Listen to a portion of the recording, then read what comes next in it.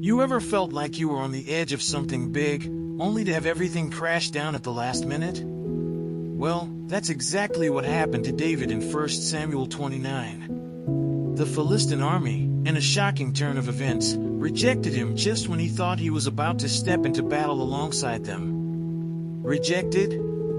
Yes. But here's the twist: this rejection was actually God's protection.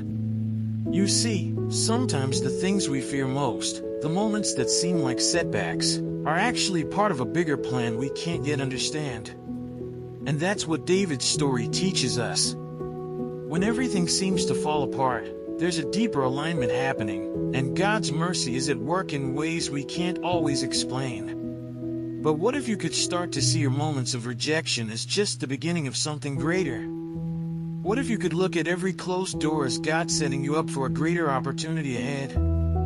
Stick with me, because David's journey is about to open your eyes to how God works when we're least expecting it.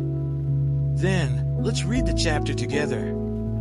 The Philistines gathered all their forces at Aphek, and Israel camped by the spring in Jezreel. As the Philistine rulers marched with their units of hundreds and thousands, David and his men were marching at the rear with Achish.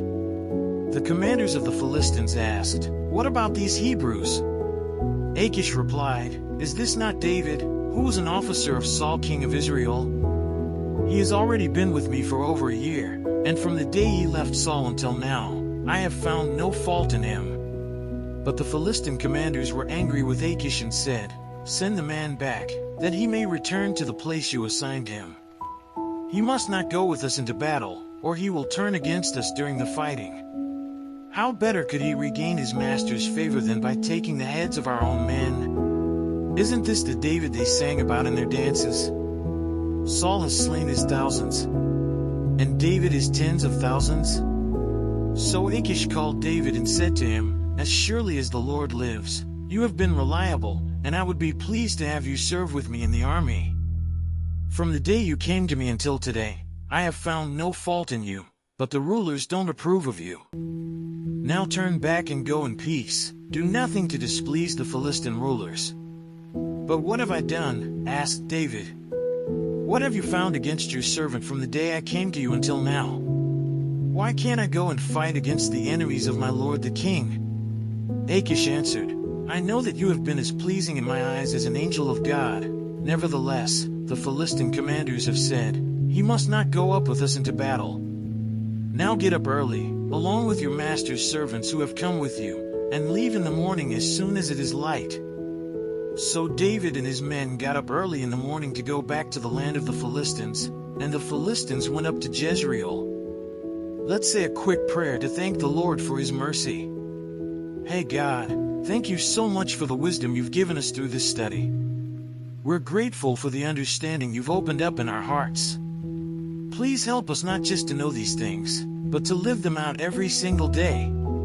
Give us the strength to trust you when things don't make sense, and the faith to see your hand at work, even in the hard times. Guide us in applying this knowledge in our everyday lives, and show us how to walk in alignment with you. We're trusting you with the next steps.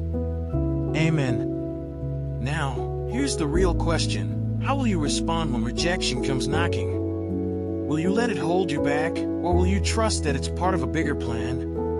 Just like David, you're being positioned for something greater, even when things seem to fall apart. The truth is, rejection and setbacks don't have to define you, they can refine you. The key is to keep moving forward, trusting that God's mercy and protection are guiding you, even when you can't see the full picture yet. So, what's your next step? Are you ready to embrace the unknown and align with the purpose God has for you? If you found this message helpful, don't forget to subscribe to the channel, turn on notifications, and keep learning about how God's plans can transform your life. The journey's just beginning. Let's dive in deeper together. And, as always, don't forget to check the last video and learn more about the scriptures.